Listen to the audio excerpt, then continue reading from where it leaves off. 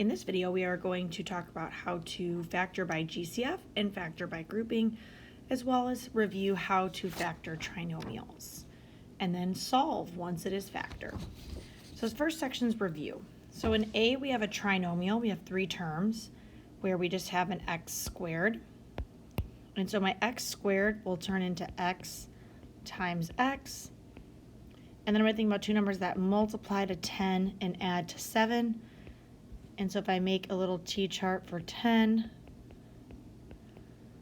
it would be positive 2 and positive 5. Now to solve, I'm going to set each of my factors equal to 0.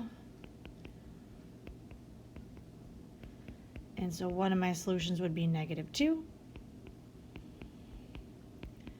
And the other is negative 5. In B, I don't have three terms, I have two terms. And so I always want to check for a GCF first.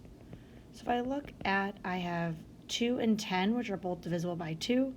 And I have x squared and x, so those are both divisible by x. My GCF is going to be a 2x.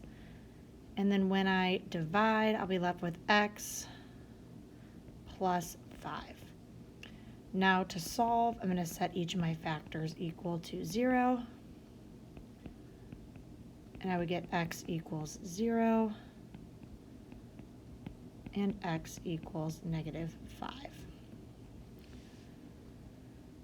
right, now we're going to look at different polynomials where we have x to the third. And the first thing we always want to look for is a GCF.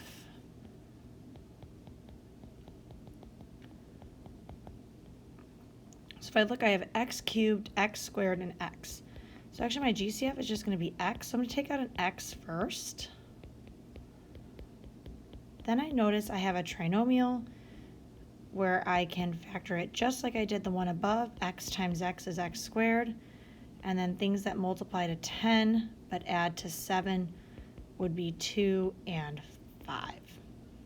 So now I'm going to have 1, 2, 3 factors that I'm going to set equal to 0. So one of my solutions will be 0, one will be negative 2, and one will be negative 5. Similarly in D, again I have 2 and 10, which are both divisible by 2, and I have x cubed and x. So my GCF is going to be 2x, and we left with x squared plus 5. So I'm going to set each of those equal to 0. And I'm going to use a little square root method to solve 2x plus 5. But one of my solutions is 0.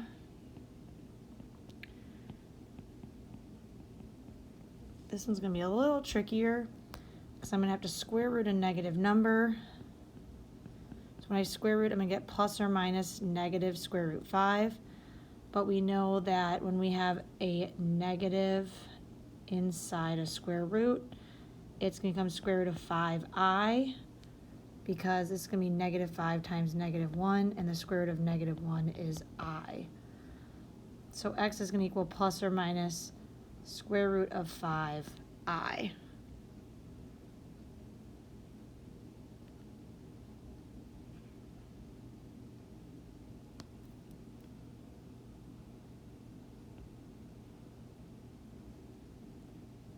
All right, for this practice section, I'd like you to pause the video and try 1 and 2, and then play the video when you're ready to check. So in number 1, the first thing I'm going to do is check for a GCF. So if I look at 2 and 20 and 22, they're all going to be divisible by 2, and all of my terms have an x. So the first thing I'm going to do is take out that GCF. So I'm going to have 2x. And we left with x squared plus 10x minus 11. Now I need to think about things that multiply to negative 11 but add to positive 10. So that's going to be negative 1 and 11. So my factored form is going to be 2x in front with an x minus 1 and x plus 11. Now to solve this, I'm going to set each of my factors equal to 0. And then solve for x. So one of my solutions is 0. One of my solutions is 1. And my third solution is negative 11.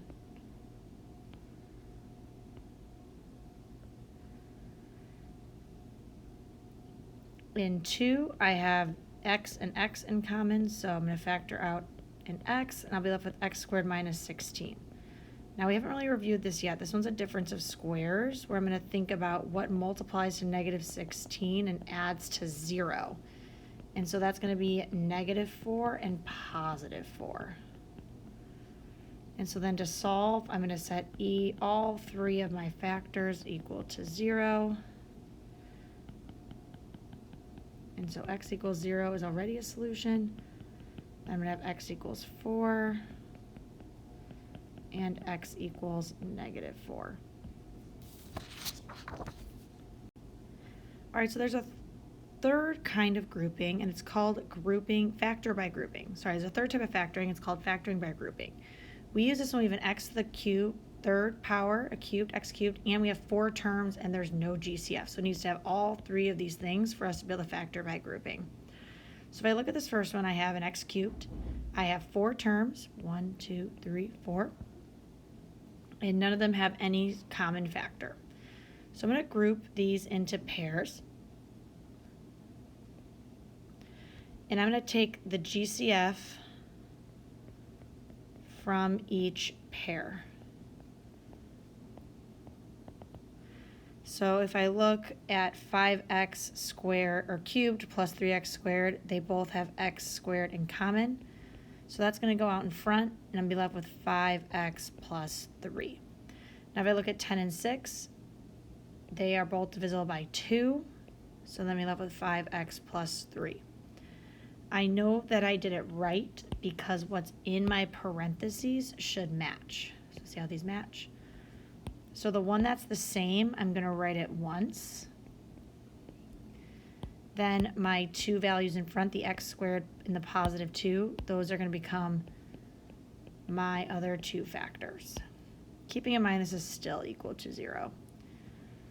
So now to solve this, I'm going to set up 2 equations. So I'm going to set up my 5x plus 3 equal to 0.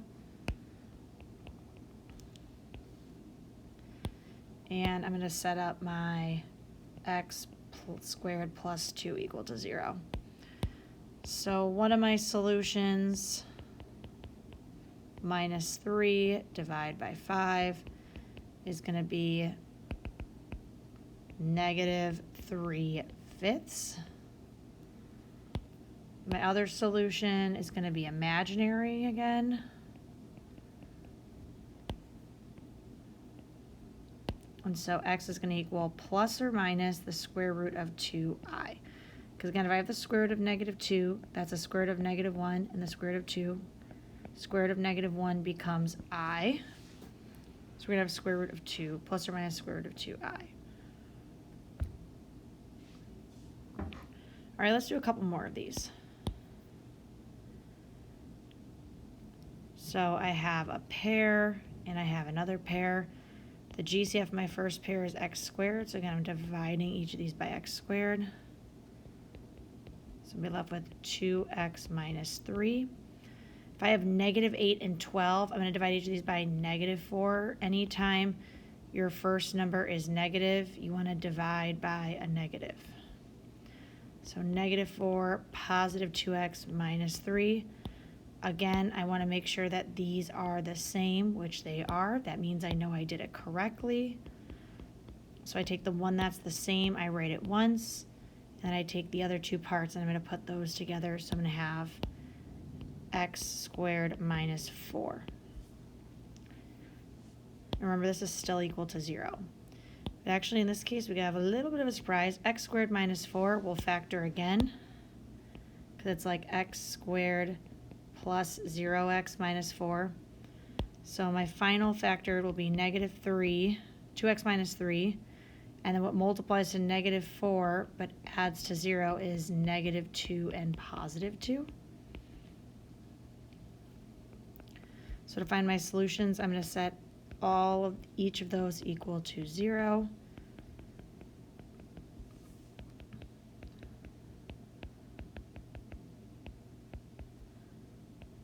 So x equals 3/2. X equals 2. and x equals -2.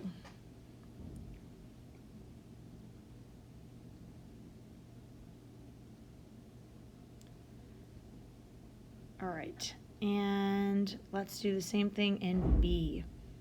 So I'm going to group this pair, and I'm going to group this pair. So again, what these have in common is an x squared. We have a 4x plus, when you do x squared divided by x squared, you get 1.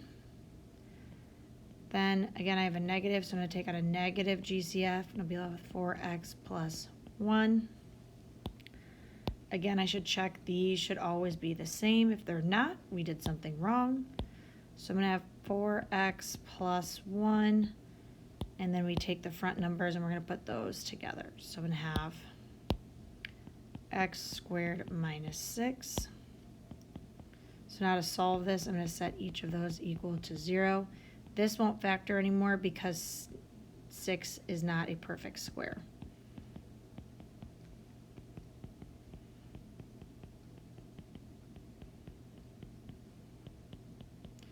So x is equal to -1/4.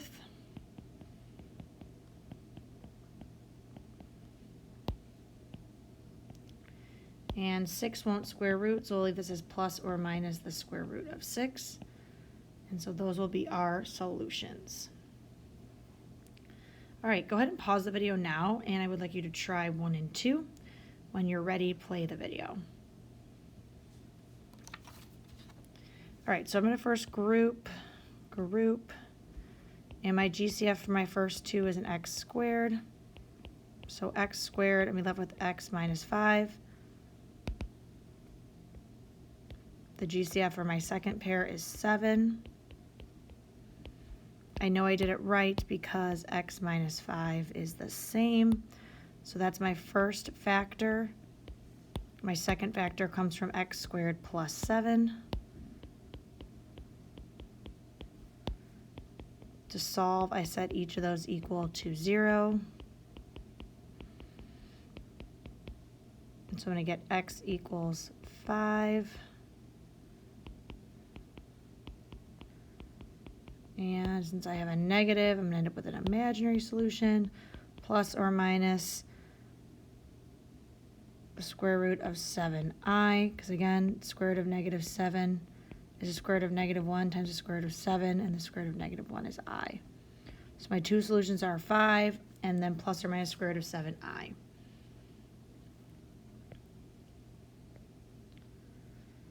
All right, my GCF for this first one is x squared. So we left with x minus 1, because remember when you divide something by itself, you get 1.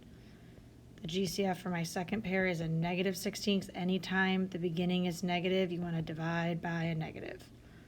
So -16x minus 1. I know I did it correctly because these are the same. So my factored form is x minus 1, and then x squared minus 16. Now this is actually going to factor a little bit more because x squared minus 16 is perfect square. So my final factored form is going to be x minus 4x plus 4. And that's because we need to think about multiplies to -16 and adds to 0, which would be -4 and 4. So to solve this, I would set each of these equal to 0.